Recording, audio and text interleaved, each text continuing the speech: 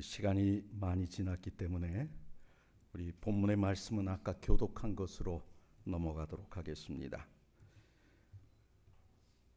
성도 여러분, 안식일을 맞이하여 주의 전을 찾으신 모든 분들 환영합니다. 또한 오늘 귀한 특창으로 하나님께 영광을 돌려주신 우리 스님께도 귀한 감사의 말씀을 전합니다. 오늘 이 시간에는 하나님의 사람으로 사는 방법, 그 마지막 6번째 시간으로 헌신의 삶을 살아야 한다라는 주제로 여러분들과 함께 은혜를 나누고자 합니다. 지난 안식일에 우리가 받았던 말씀을 잠깐 요약해 보도록 하겠습니다. 지난 안식일의 말씀의 주제가 무엇이었습니까? 우리가 하나님의 사람으로 살려면 실패에서도 교훈을 찾아야 한다는 것이었습니다.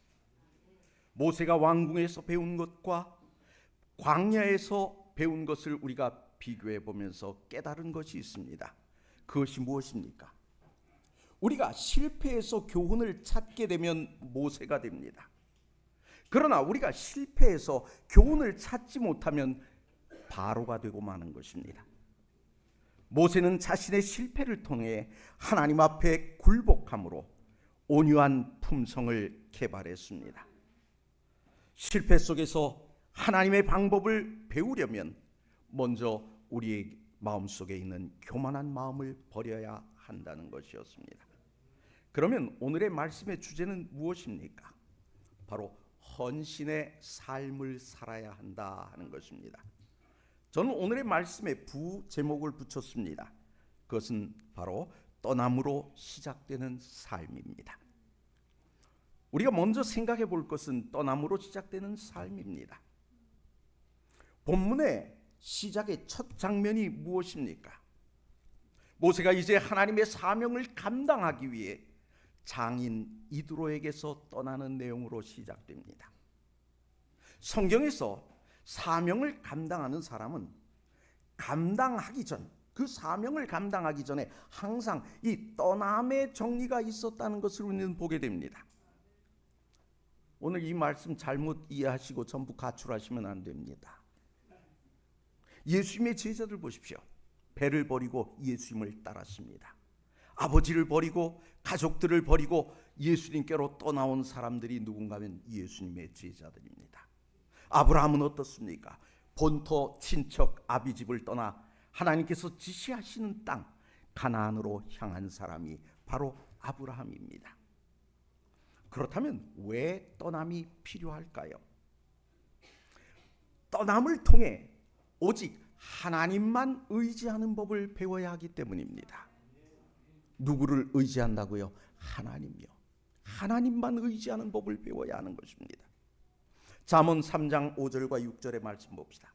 너는 마음을 다하여 여호와를 의뢰하고 내 명철을 의지하지 말라. 하나님을 의뢰하고 뭐를 의지하지 말라고요? 내 명철, 이 똑똑한 거 의지하지 말라. 너는 범사에 그를 인정하라. 그리하면 내 길을 지도하시리라. 그랬어. 사명을 감당하려면 여호와를 의지함에 대한 확신이 있어야 하는 것입니다. 자신의 지혜를 의지하던 이전 삶에서 떠나야 하는 것입니다. 그래서 내 생각과 내 뜻을 내려놓을 때 비로소 하나님께서 인도하시는 길을 우리는 찾게 되는 것입니다. 그 길을 가게 되는 것입니다. 그래서 오늘 우리가 분명히 알아야 할 것은 믿음으로 약속을 붙들어야 한다는 것입니다. 우리가 하나님의 사람으로 살기 위해 먼저 살펴야 할 일은 무엇일까요? 내가 하나님의 약속을 붙잡는 믿음 위에 있는가를 살펴보는 것입니다. 내 믿음이 어디에 있는가? 하나님의 말씀 위에 있는가? 오늘 우리는 그것을 돌아봐야 하는 것입니다. 하나님께서 사명을 감당하기로 결심한 모세에게 전해준 소식이 있어요. 그것이 뭔가 하면 출애굽기 4장 19절입니다. 여호와께서 미디안에서 모세에게 이르시되 애굽으로 돌아가라. 내 생명을 찾던 자가 다 죽었느니라. 모세가 왜 애굽에서 나왔습니까? 왜 미디안으로 갔습니까? 자기를 죽이려는 자가 애굽에 있었기 때문입니다. 그 당시 바로 바로 때문에 그는 애굽을 떠날 수밖에 없었어요. 이 모세에게 준 말씀과 같은 똑같은 말씀을 하나님께서는 바울에게도 주셨어요. 사도행전 23장 11절이요. 그날 밤에 주께서 바울 곁에 서서 이르시되 담대하라. 내가 예루살렘에서 나의 일을 증거한 것 같이 로마에서도 증거하여야 하리라 하시니라 그랬어요. 바울은 매우 여러 번 환난을 경험했습니다. 그러나 그는 흔들리지 않았어요. 왜 그는 그 환난 속에서 흔들리지 않았을까요? 그는 하나님의 약속을 믿는 확신이 있었기 때문입니다. 하나님께서 로마에서도 증거하여야 하리라 하신 말씀은 그에게 어떻게 들렸는가? 로마의 말씀이 증거되기 전에는 넌 죽지 않을 거야 라는 말로 들린 거예요. 그러니 어떤 위험이 다가와도 난 뭐 하지 않는다고요? 죽지 않는다. 그러니 겁먹지 않는 거예요. 여러분, 우리가 바울이 말입니다, 예루살렘으로 돌아오는 그때의 장면을 한번 생각해 보십시오. 바울이 온다는 얘기를 들으니까 유대인들 가운데 어떤 사람들이 생기는가? 바울을 죽이기 전에는 내가 먹지도 않고 마시지도 않겠다고 사람들이 결심하고 기다리는 거예요. 그런데 그 호랑이 굴 속으로 누가 들어가요? 바울이 들어갑니다. 당당하게 들어갑니다. 왜요? 그는 확신이 있었어요. 내게 주어주신 하나님이 주신 사명을 감당하기까지는 나는 죽지 않을 것이라는 거예요. 여러분, 오늘 우리는 어떤 믿음 안에 있습니까? 그는 하나님의 약속을 받았기에 어떤 협박에도 굴하지 않았던 것입니다. 그러면 재림을 준비하며 이 땅에서 살아가는 우리에게 필요한 것은 뭘까요? 어떤 도전에도 흔들리지 않는 그런 말씀으로 인한 확신을 얻는 것입니다. 우리는 하나님의 말씀을 통해 확신을 가져야 돼요. 그래야만 흔들리지 않는 것입니다. 여러분, 확신이야말로 가장 강력한 힘인 것입니다. 오늘 우리에게 필요한 것은 확신입니다. 근데 말입니다, 마귀의 유혹이란 어떤 것일까요? 마귀의 유혹은요, 어떤 일을 할 때 약속을 볼 수 없게 합니다. 그리고 뭐만 보게 하느냐? 어려움만 보게 하는 거예요. 이게 마귀가 하는 일입니다. 마귀는 계속해서 우리에게 하나님의 약속을 못 보게 합니다. 세상에서 밀려오는 그런 어려움들, 환난들을 바라보면서 두려워 떨게 만들어요. 이것이 마귀가 하는 일이에요. 그래서 하나님의 약속은 작게 보이게 하고 어려움은 항상 확대하여 보게 만드는 거예요. 이게 마귀가 하는 일입니다. 이런 착시 현상을 우리는 뭐라고 부르냐? 마귀적 시각이라고 하는 것입니다. 여러분, 교회 직원들이 말입니다, 목사와 그 다음에 장로님과 우리 집사님들이, 재직들이 이 마귀적 시각을 가지면 어떻게 될까요? 아무것도 못해요. 아이고, 그거 요즘 해도 소용이 없어요. 제가 어느 교회 갔더니 여집사님 한 분이 절 좀 보자 그래요. 목사님, 우리가요, 소그룹도 해봤고요, 제자 훈련도 해봤고요, 모두 해봤고요, 다 해봤거든요. 그러니까 아무것도 하지 마세요. 해봤자 안 된다는, 이런 것을 우리는 뭐라고 얘기한다고요? 마귀적 시각이라고 하는 것입니다. 그래서 이 마귀적 시각은 우리가 넘어야 할 큰 고비예요. 환난보다도 뭐가 더 시급한 거예요? 마귀적 시각이 더 시급한 거예요. 이러한 마귀적 시각을 뛰어넘어야 비로소 약속이 보이는 것입니다.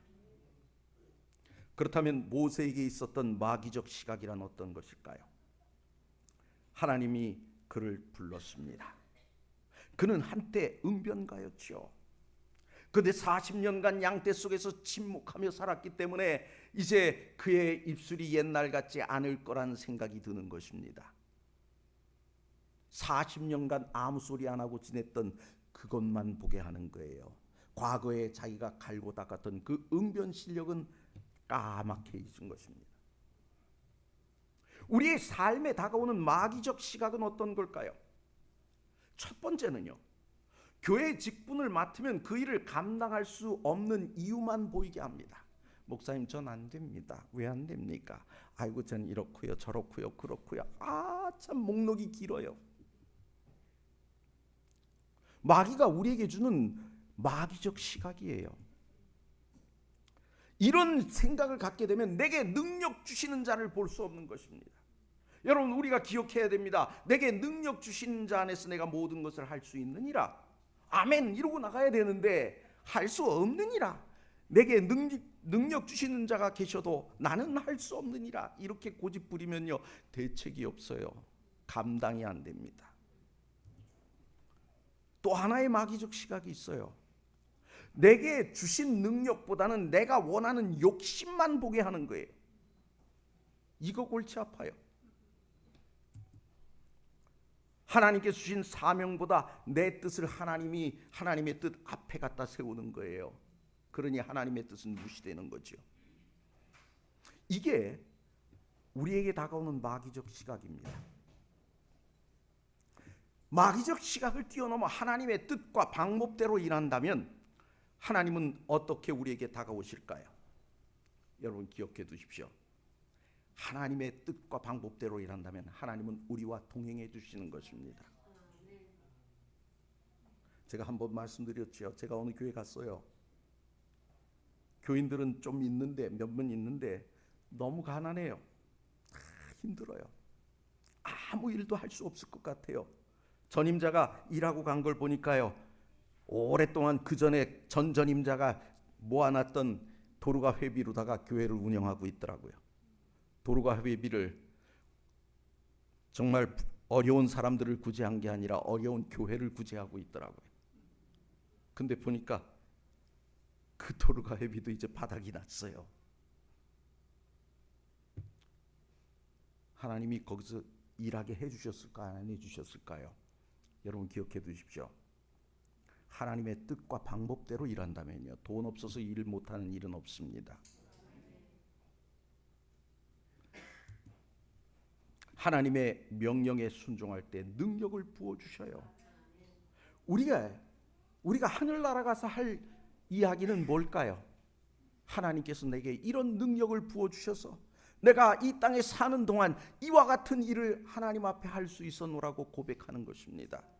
내 능력이 있어서가 아니라 누가 능력을 주셨어요? 하나님께서 주셨어요. 그걸 고백하는 시간이 우린 하늘나라에서 경험할 시간들이에요. 그럼 모세가 우리에게 보여준 것은 무엇일까요? 그는 자신의 주장을 펴지 않고 뭐한 거예요? 순종한 거예요. 이때 하나님이 그의 길을 인도해 주십니다. 우리 앞에는 늘 이 바로 왕과 같은 어려움과 시험이 있어요. 우리가 마귀적 시각을 벗어버리면 우리는 그보다 더 큰 하나님의 약속과 도우심이 보인다는 것입니다. 그래서 우리의 삶에 중요한 건 뭐냐? 실패냐 성공이냐가 아닙니다. 우리가 지난 시간에 배웠듯이 실패 속에서도 하나님 앞에 엎드리는 법을 배웠는가 하는 것입니다. 우리는 늘 뭘 배워야 돼요? 하나님 앞에 엎드리는 걸 배워야 하는 것입니다. 우리가 온유한 자가 되기를 바라시는 하나님의 뜻을 따르고 있는가? 우리가 그동안 살폈던 말씀대로 우리가 한번 살펴보아야 하는 것입니다. 모세의 실패를 통해 하나님께서 이루신 것은 무엇입니까? 하나님께서는 세상에서 가장 온유한 자로 모세를 만드셨어요. 그래서 하나님이 사용하신 것입니다. 오늘 우리가 또 생각해야 될 것이 있습니다. 내가 가진 것이 주의 것이 되어야 능력이 임한다는 것입니다. 내가 가진 것. 모세는 하나님의 지팡이를 들고 애굽을 향해 출발합니다. 출애굽기 4장 20절의 말씀 봅시다. 모세가 그 아내와 아들들을 나귀에 태우고 애굽으로 돌아가는데 그 다음 뭐라고 돼 있죠? 하나님의 지팡이를 손에 잡았더라 그랬어요. 그럼 모세가 손에 든 하나님의 지팡이란 뭘까요? 평소에 들고 다니던 자기 지팡이예요. 양치던 지팡이입니다. 그런데요, 이것이 하나님의 손에 붙들리면 모세의 지팡이가 이제 뭐가 돼요? 하나님의 지팡이가 되는 것입니다. 하나님의 도구가 되는 거예요. 우리가 하나님의 뜻대로 행동한다면 어떻게 될까요?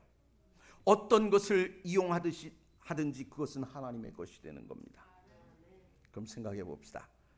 제가 어제 양평에서 이곳으로 차를 몰고 왔습니다. 그걸 성경적 표현대로 쓰면 어떻게 되는가요? 김석희 목사가 자기 아내를 데리고 하나님의 자동차에 올랐더라. 내가 타고 다니는 자동차 누구 자동차예요? 하나님 자동차예요.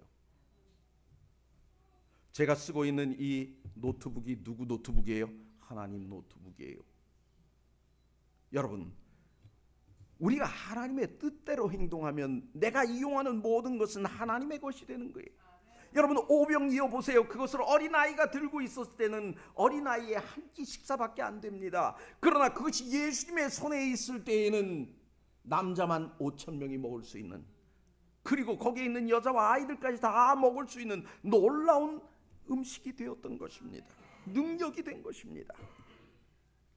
그래서 우리가 드린 작은 것이 주님의 손에서는 뭐가 된다고요? 큰 일이 된다는 것입니다.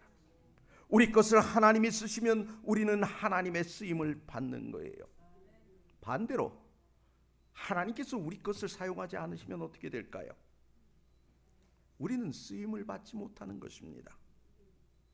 그래서 우리가 해야 할 결심이 뭘까요? 나의 기도, 나의 은사, 나의 재물까지 모두 하나님을 위해 일해야 된다는 것입니다. 먹든지 마시든지 무엇을 하든지 다 어떻게 해요? 하나님의 영광을 위해서 해야 돼요. 하나님, 제가 이 물을 마십니다. 제가 오늘 이 아침 식사를 합니다. 제가 강건하여 하나님 앞에 영광이 되게 하여 주시옵소서. 오늘 우리의 삶은 그와 같이 되어야 하는 것입니다. 그렇다면 이 시대에 벌어지고 있는 최고의 살인은 무엇이냐? 나의 은사, 나의 가능성, 나의 잠재력에 대한 나 자신의 사형 선고예요. 전 가끔 이런 걸 봅니다. 집사님, 음성 좋으신데 우리 같이 노래 좀 합시다. 아유, 저 이제 나이가 들어서 아유, 이제 젊은 사람 보고 하라고 하세요. 하나님께서 주신 내 은사에 대해서 스스로 뭘 내리는 거예요? 사형 선고를 내리는 거예요. 여러분, 이거 얼마나 끔찍한 얘기인 줄 아십니까? 하나님이 주신 은사에 대해서, 나의 잠재력에 대해서 사형 선고를 내리는 그런 살인자들이 되지 마시기 바랍니다. 크게 아멘 하셔도 됩니다. 하나님께 사용하지 않는 고집, 이것이야말로 최고의 살인입니다. 그래서 우리의 모든 것이 다 하나님 앞에 어떻게 해요? 쓰임을 받아야 하는 것입니다. 제가 학교 교사로 있을 때 아이들을 여러 노래를 가르쳤어요. 그 대학에도 많이 보냈습니다. 한 아이가 열심히 배웠는데 아버지가 반대해서 성악을 못 갔어요. 참 마음이 안타까웠습니다. 저는 그 아이들이 성악을 가르칠 때 저는 어떤 마음으로 가르쳤는가 하면 주의 교회를 위해 헌신하고 봉사하는 봉사자들이 되라고 가르친 거예요. 어느 날 그 애가 저를 만났습니다. 선생님, 제가요 저희 학교에서요 가요대회 나가서 1등 했어요. 제가 축하해 줬을까요? 뒤돌아서서 울었을까요? 여러분, 오늘 하나님께서 우리에게 주신 모든 재능들은요 하나님의 영광을 위해 쓰는 것. 그럴 때 하나님께서 그 사람을 어떻게 하셔요? 높여주시는 거예요. 그래서 오늘 우리는 내 은사를 하나님께 주신 작은 달란트를 할지라도 그 달란트를 뭐 하지 말라고요? 사형 선고 내리지 말라고요. 하나님의 교회란 어떤 것입니까? 사도행적 10페이지에 이런 말씀이 있어요. 하나님의 교회는 다양한 은사와 성령의 능력을 충만하게 받은 여러 성도들이 모인 궁정이다 그랬어요. 하나님의 교회, 이 교회는요 다양한 은사와 성령을 성령의 능력을 충만하게 받은 여러 성들이 모인 궁정이다. 그런데 나는 아무것도 할 수 없다라고 앉아가지고 계신다면 안 되는 거예요. 그래서 내가 비록 나이는 들었지만 하나님께 어떻게 쓰임을 받을 수 있는가를 염려하고 기도하고 또 내가 가지고 있는 재능을 개발하고 하는 일들을 하셔야 하는 것입니다. 제가 있던 교회에서 연세가 높으신 어른들이 하시는 일들이 있어요. 뭔지 아십니까? 기도입니다. 기도 모임이에요. 내가 비록 다리가 후들거려서 걸어다니진 못하지만 젊은이들이 열심히 일할 수 있도록 뭐 한다고요? 기도하겠다고요. 그것도 은사입니다. 바로 그런 사람들이 모인 곳이 교회여야 합니다. 우리의 것이 쓰임을 받는 사람들의 모임이 바로 뭐라고요? 교회라고요. 그래서 교회는 쓰임 받는 자들의 집합입니다. 내가 가진 것이 주의 것이 되어야 능력이 임하는 것입니다. 출애굽기 4장 24절에서 26절 말씀 봅시다. 여호와께서 길의 숙소에서 모세를 만나사 그를 죽이려 하시는지라. 십보라가 차도를 취하여 그 아들의 양피를 베어 모세 발 앞에 던지며 가로되 당신은 참으로 내게 피난 편이로다 하니 여호와께서 모세를 놓으시니라. 이때 십보라가 피난 편이라 함은 할례를 인함이었더라. 모세가 자녀들에게 할례를 행하지 않았던 모양입니다. 그죠? 방금 읽었던 말씀을 보니까 그래요. 모세는 순종의 사람이었지만 이 문제를 보면 철저하게 순종하지는 않았다는 걸 우리가 보게 됩니다. 그럼 이 철저한 순종이 부족했던 이유는 뭘까요? 부조와 선지자는 이렇게 이야기합니다. 아내의 권위로 막내에게 할례를 행하지 않았다라고 이야기합니다. 한번 볼까요? 미디안에서 나오는 길에 모세는 여호와의 불쾌히 여기심에 대한 놀랍고 무서운 경고를 받았다. 그를 당장 죽일 것처럼 한 천사가 그에게 위협하는 몸짓으로 나타났다. 아무 설명은 없었으나 모세는 그가 하나님의 요구 중 하나를 무시한 것을 기억하였다. 아내의 권유에 못 이겨 그는 막내 아들에게 할례식을 거행하는 일을 등한히 하였다. 모세는 그의 아들이 이스라엘로 더불어 세우신 하나님의 언약의 축복을 받을 자격을 얻게 해주는 조건을 이행하지 않았다. 그들이 선택한 지도자에게 있는 이런 태만이 백성에게 보내시는 하나님의 교훈의 능력을 감소시킬 수밖에 없었다 그랬습니다. 철저하지 않은 순종, 다시 말하면 불순종이 모세를 죽음의 위기로 몰아갔던 것입니다. 다행히 모세의 아내 십보라의 행동으로 위기는 모면했어요. 그러면 출애굽기 4장 24절에서 26절의 사건이 우리에게 이야기하고자 하는 것은 무엇일까요? 여러분, 우리는 하나님의 사명을 감당하기 전 우리의 허물과 죄악에 대해 철저히 점검해야 된다는 것입니다. 하나님은 우리에게 그것을 요구하시는 거예요. 여러분, 오늘 우리는 우리의 허물과 죄악에 대해서 다시 한번 돌이켜 봐야 하는 것입니다. 부조와 선지자는 이렇게 얘기합니다. 모세는 바로에 대한 그의 사명을 수행하기 위해서는 매우 위험한 처지에 놓이지 않을 수 없었다. 그의 생명은 거룩한 천사들의 보호를 통해서만 보존될 수 있었다. 여러분 생각해 보십시오. 바로 왕 앞에 가가지고 내 백성을 내어놓으시오 라고 이야기하면 어떻게 할까요? 죽고 싶니? 그러겠죠. 그래요 안 그래요? 그 누군데 감히 와가지고 일 열심히 하고 있는 그 노예, 그 많은 노예를 한꺼번에 내달라고 하니 말이 됩니까 안 됩니까? 바로 입장에서 모세 목 하나 치는 건 일도 아니지요. 그냥 이렇게 하고 돌아서면 끝나는 거예요. 그래서 그의 생명은 거룩한 천사들의 보호를 통해서만 보존될 수 있다는 겁니다. 여러분 우리가 가만히 생각해 보세요. 우리가 어디를 간다고 생각해 보세요. 하나님의 천사의 보호가 없으면 우리는 한순간도 우리는 안전할 수가 없어요. 그 다음 말씀 봅시다. 그러나 그가 알고 있는 의무를 등한히 하는 생활을 사는 한 천사들의 보호를 받을 수 없기 때문에 결코 안전하지 못할 것이었다. 그리스도의 재림 직전에 있을, 여기부터 잘 봅시다. 그리스도의 재림 직전에 있을 시련의 때에 의인들은 하늘 천사의 봉사를 통하여 보호를 받을 것이다.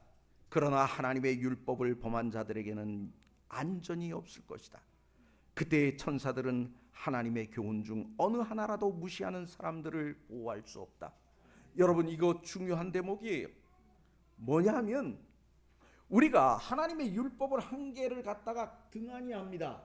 등한히 하다 보면 뭘 하게 되는가? 그것이 죄라는 생각을 갖지 않아요. 죄라는 생각을 갖지 않으니까 회개하지 않는 거예요. 회개하지 않으니까 하나님의 심판이 우리에게 다가올 때 그 죄는 남아있는 것입니다.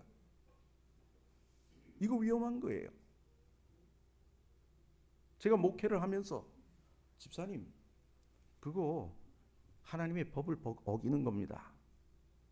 저한테 화를 팍 냅니다. 이 정도를 가지고 뭘 죄라 그럽니까? 그러면요, 회개를 안 하면 그것이 다 뭐가 되는 거예요? 내 죄로 남는 거예요. 여러분, 우리가 회개한 죄에 대해서는 어떻습니까? 여러분들, 우리가 그 대속죄일의 얘기 잘 아시죠? 내 피가, 내 죄를 회개한 모든 회개의 피가 다 어떻게 돼요?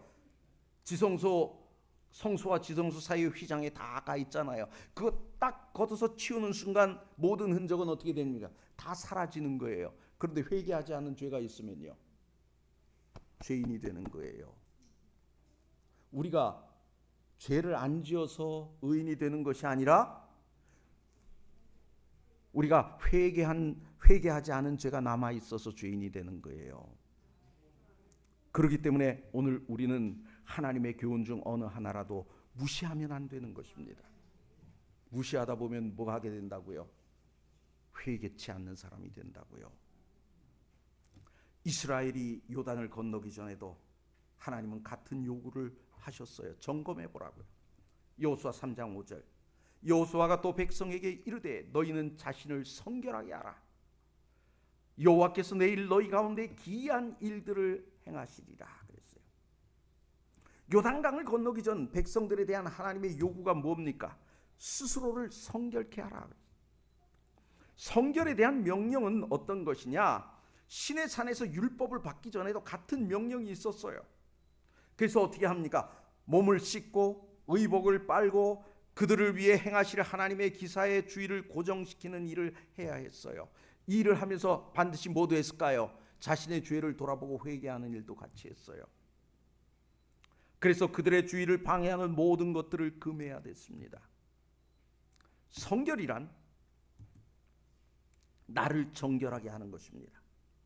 내 삶을 하나님께 바쳐 거룩하게 하는 것이에요. 그러면 자신을 성결케 한 백성들에게 행하실 이 기이한 일들이란 뭘까요? 이 기이한 일들의 말은요, 단어는요, 분리하다, 구별하다는 의미의 동사에서 파생된 단어입니다. 그러니까 우리가 한번 생각해 봅시다. 이제 그들은 요단을 건너 어디에 들어가요? 가나안 땅에 들어갑니다. 그것이 지금 이제 그들이 경험하게 될 기이한 일이에요. 여러분 한번 생각을 해봅시다. 요단강이 지금 범람해서 지금 넘실거려요. 근데 그 물이 갈라지고 그리로 걸어서 건너갑니다. 놀랍습니까? 놀랍지 않습니까? 놀라운 일이에요. 지금 하나님께서는 그들이 성별했을 때, 성결케 되었을 때 그들에게 이와 같은 일들을 보이시겠다고 하는 것입니다. 이 땅의 모든 일에서 벗어나 하늘을 가나안까지도 소유하게 해주신다는 것입니다. 이것이 기이한 일이에요.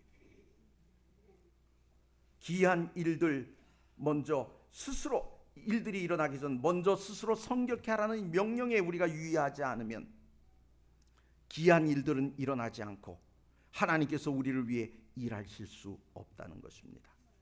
그러면 하나님께서 성결을 요구하시는 이유는 뭘까요? 여러분, 우리에게 거룩이 능력입니다.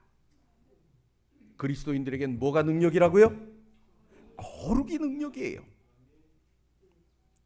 우리의 심령에 숨겨진 죄악이 있으면 성령이 우리와 함께 하실 수 없는 거예요. 그래서 우리는 수시로 내 죄를 회개해야 하는 것입니다. 그리스도의 보혈의 공로로 깨끗한 심령에 성령이 임하시는 거예요. 제가 여러 해 전이었습니다. 제가 타지에 가 있을 때였어요. 한 여집사님이 전화를 했습니다. 목사님, 저희 형부가, 그분은 젊은 장로님이에요. 지금 심정지가 왔습니다. 지금 심정지가 온 지 1시간이 지났습니다. 근데 지금 병원에서 계속 하고 있는데 심장이 돌아오지 않습니다. 이제 의사가 포기하자고 그랬는데 우리가 한 번만 더 해달라 그랬습니다. 기도해 주십시오. 그래요. 언니 옆에 있습니다. 기도해 주십시오. 그래요. 그때 제가 기도하기 전에 제일 먼저 한 일이 뭔가 하면 혼자 묵상 기도를 했습니다. 뭐라고 했을까요? 제 죄를 먼저 용서해달라고 하나님께 기도했습니다. 왜요? 내 심령에 숨겨진 죄악이 있으면 성령이 함께 하시지 않잖아요. 그죠? 함께 하지 않잖아요. 그리고 또 하나 생각을 했어요. 심정지가 된 지 거의 1시간이 됐으면 이제 뇌사가 진행됐을 수 있는데 30분이면 뇌사가 진행된다 그러잖아요. 그죠? 이분이 심장이 돌아오는 것이 좋겠는가? 안 돌아오는 것이 좋겠는가? 거기에 대한 판단을 제가 해야 됐습니다. 그래서 제가 뭐라고 기도했는가 하면 하나님 살려주십시오. 그러나 살려주시려면 운동 능력도 돌아오게 해주시고 그 다음에 언어 능력도 돌아오게 해주시고 모든 기능이 돌아오게 해주십시오라고 기도를 했습니다. 하나님께서 은혜를 베푸셔서 그 기도가 끝나고 났는데 바로 심장이 돌아왔습니다. 그리고 얼마 안 있어서 운동 능력이 돌아오고 언어 능력이 돌아오고 다 돌아왔어요. 물론 회복되는데 시간이 좀 한참 걸리긴 했습니다. 맨 처음엔 콩팥이 돌아오지 않아서 투석을 해야 됐는데 그것도 나중에 다 돌아왔어요. 저는 그 과정을 경험하면서 느꼈던 것이 무엇인가 하면 우리의 심령에 숨겨진 죄악이 있으면 누가 함께하지 않는다고요? 성령이 함께하지 않는다고요. 그래서 자존심 상하더라도 죄는 죄로 인정해야 합니다. 우리가 자존심 때문에 죄 인정 안 하는 때 있어요, 없어요? 있어요. 그러면 안 됩니다. 우리는 하나님 앞에 내 죄를 솔직히 인정할 수 있는 그런 마음이 있어야 되는 것입니다. 그리고 그리스도의 보혈의 공로로 깨끗해져야만 하는 것입니다. 성령의 임재가 능력이기 때문에 거룩은 곧 무엇이라고요? 능력이 되는 것입니다. 이제 정리해 봅시다. 오늘 우리는 어떤 성도가 되어야 합니까? 나를 성별하여 헌신의 삶을 사는 성도가 되어야 하는 것입니다. 내 손에 들린 모든 것이 하나님의 손에 붙들리면 우리는 하나님의 능력이 됩니다. 하나님의 쓰임을 받으려면 하나님의 약속이 보이지 않게 하려는 마귀의 시각에서 우리는 벗어나야 하는 것입니다.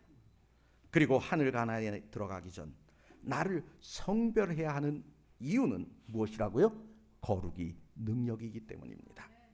그래서 나를 성별하여 헌신의 삶을 사는 우리 모두가 다 되시기를 바라면서 말씀을 마치겠습니다.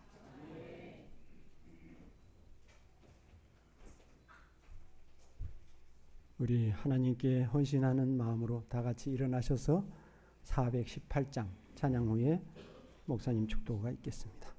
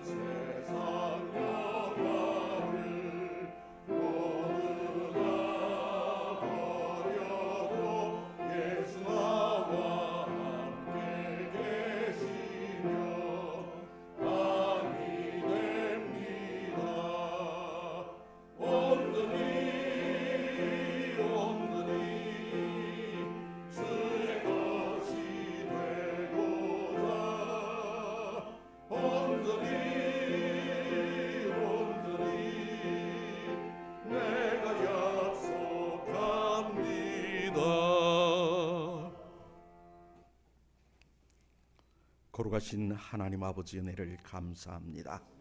오늘 주님께서 저희들을 이 교회로 부르시고 말씀을 통하여 우리를 성별하여 헌신의 삶을 살도록 권하시니 주여 감사합니다.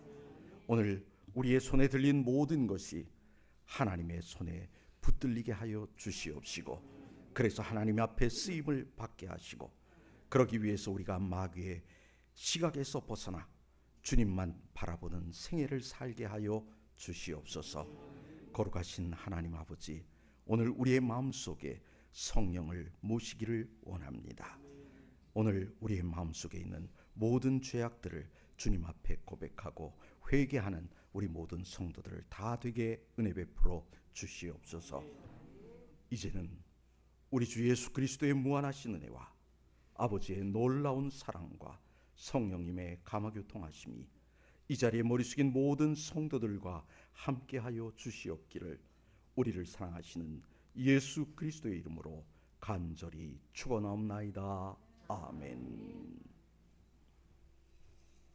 지금은 개인 기도 시간입니다. 오늘 들은 말씀과 또 기적처럼 김봉수 장로님 올라오셨는데 앞으로도 건강을 주셔서 계속 하나님 앞에 나오실 수 있도록 함께 기도해 주시면 감사하겠습니다.